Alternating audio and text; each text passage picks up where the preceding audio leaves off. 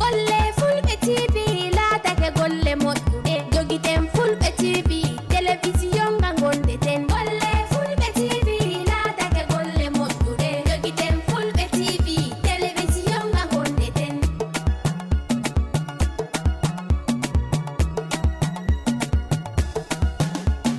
sayomen Fulbe TV wari kam ɓamta wolde men Fulbe TV wari to men Fulbe TV tiggama ngam hanga hawta hoore men Fulbe TV wari to men Fulbe TV ɗon dari ko nde welna ɓerɗe men Fulbe TV wari to men golle Fulbe TV teddinoyi finatawa men golle Fulbe TV laatake golle moƴƴuɗe jogiten Fulbe TV télévision nga gondeten Fulbe mi salmina hoorejo tabital fulagu mbo Gambia Alhaji Seedy Deme mi salmina ɓe ngannduɗa ko ɓen ngoni ardiɓe fulagu heɗe leyɗele jeenayi arɓe tawtuɓe ɗo leydi Gambia woni leyɗele 10 onon hoorejo wonɓe ɗo fof on calminama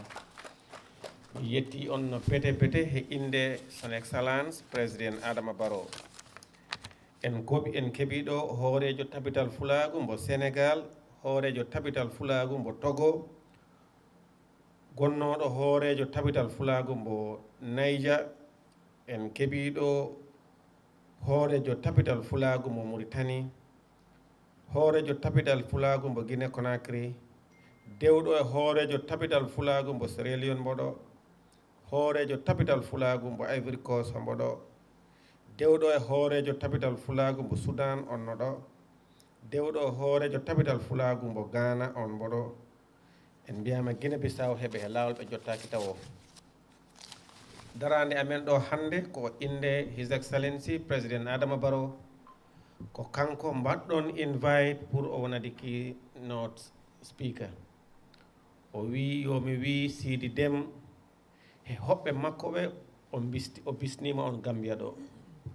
yo on ngandu on giwi to mon on ngari to mon o wi programme mon o hande o weltima no bete sabu ko on noddirta ko ɗum woni fulɓe kala ɗo pullo woni yo en ngandu pullo fof ko pullo o wi so en nangi ko e men enen fof jiidi nene goto baba goto kala ko nanguɗe en yahata o wi yomi wi on o weltima no bete ko ɗum takki makko hombo on nangani hande o nanganat on janngo te o nanganat on waktu fo waktu o wi yomi hollu on kadi ne Seedy Deme he tabital fulagu ngal Gambia heɓe dari ɓe nangani laamu ɓe liggoda he laamu Gambia ɓe liggoda he makko he laamu makko kala ko o immi heɓe gimmi kala ko ala he mum ɓe ngala he mum o wi nden noon yo on ngandu ɗum sa yi hande kala ko gimmiɗon o immo ko Allah he Seedy Deme he yimɓe makko ɓe he darade nde ɓe dari no ɓe potini darorade o wi somi ari yomi haalan on ɗum o wi kadi ne hombo yiɗi onon hooreɓe ɓe kañum he comité ji mon to leyɗele mon to fof yo en jewtid he fulɓe ɓe fof ɓe gona gotum yo en jewtid he fulɓe fof ɓe janga yo en jewtid he fulɓe fof ɓe nanga laamu o wi pullo ko geɗe seeɗa andira o wi pullo ko diina andira pullo na andira jeygu pullo na andira gaynako o wi yomi wi on Muhammad sallallahu alayhi wa sallam o yeeyi o woni no businessman fulɓe na nangi o wi Muhammad sallallahu alayhi wa sallam ko jangguinoɗo alquran he diina o wi fulɓe ko ɗum gandira deftere he sunna Muhammad sallallahu alayhi wa sallam jangde diine o wi fulɓe ko ɗum gandira o wi Muhammad sallallahu alayhi wa sallam hombo andirano gaynaka o aynoyanno o wi fulɓe na nangi gaynaka hina gayna na toppiti jawɗele muɗum o wi nden noon pullo Gambia pullo Sudan pullo Mali pulle Guinée Conakry président Adama Barrow wi fullo fof pullo kañe fulɓe Gambia ko gandira ɗon ko jangde needi liggey gaynaka he abbade laamu o wi ko ɗum takki makko kala ko nanguɗon makko as the president of the Gambia homo nangi o wi nden noon homo bisnoɗo leydi makko ɗo. Honorable Sekou Mbalo, you are welcome, sir. Honorable Sekou Mbalo, conseiller politique, office of the president. Kala ko tabital fulago woni he muɗum, kala ko fulɓe minen goni he muɗum, minen nangi. No sowno inrine President Barrow, he want to appreciate Tabital Fulago International, the Gambia, under the leadership of Alhaji Seedy Dem, and that Fulani around the world are known to be hardworking and, of course, following the footsteps of the Prophet Muhammad sallallahu alaihi wasallam by teaching the Holy Quran and, of course, the Sunnah of the Muhammad sallallahu alaihi wasallam, by also rearing animals, which Muhammad sallallahu alaihi wasallam is known for. And also he stated that Fulas around the Gambia and around the world are known for being law-abiding and supportive to government, and also instilling discipline among their children. President wi needi pullo ko needi andira o wi pullo suusa gacce,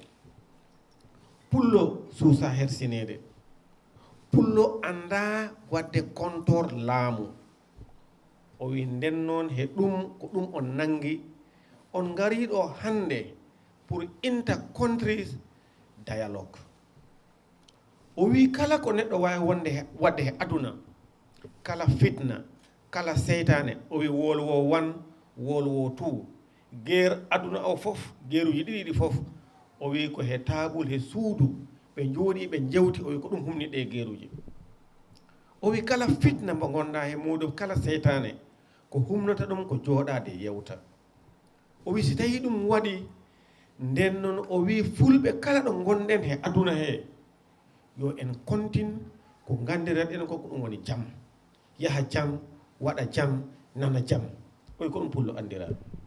Nden noon so Seedy Dem he yimɓe makko ɓe noddi, o wi nawayno ko makko noddi. Mi holla on ne Seedy Dem hande minen fof ko makko woni baba amen he ngu laamu, makko woni kalifa amen, homo men nangi, homo men nangani, homo men yiɗani, homo men wonani. Kala ɗo ko o woni he muɗum, kala ko laamu woni e mum, Seedy Dem hina hen. Te men en gandine fulɓe fof, onon araɓe ɗo fof hoɗon nangi. Nden noon président Barrow wi yomi wi on, hombo on waɗa congratulate,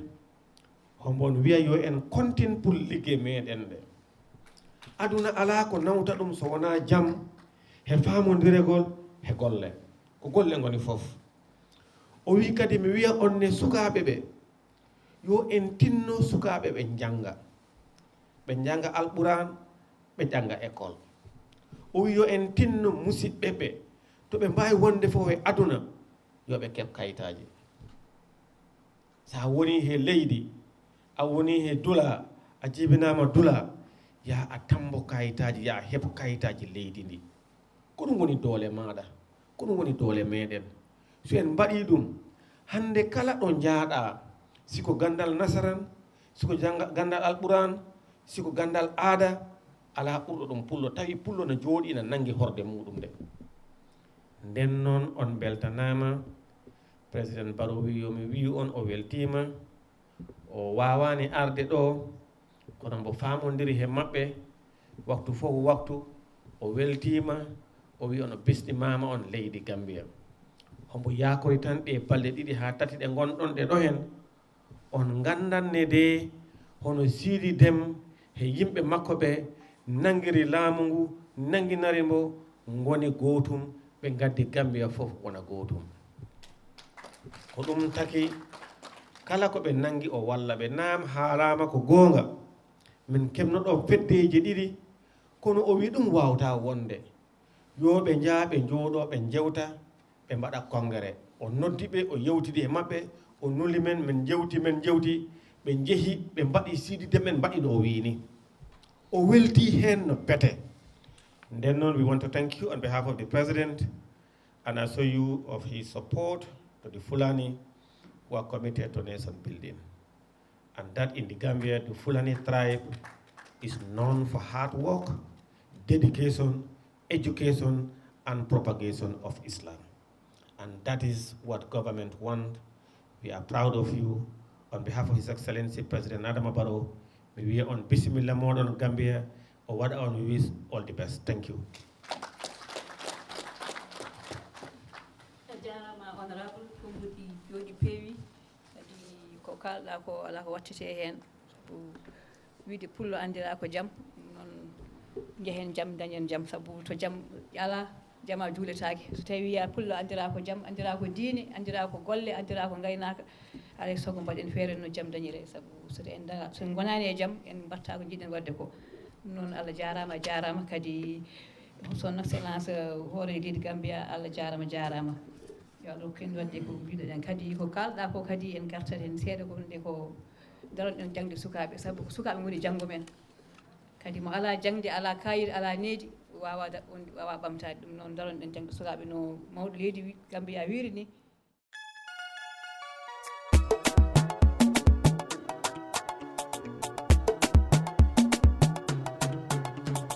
golle Fulbe TV laatake golle moƴƴuɗe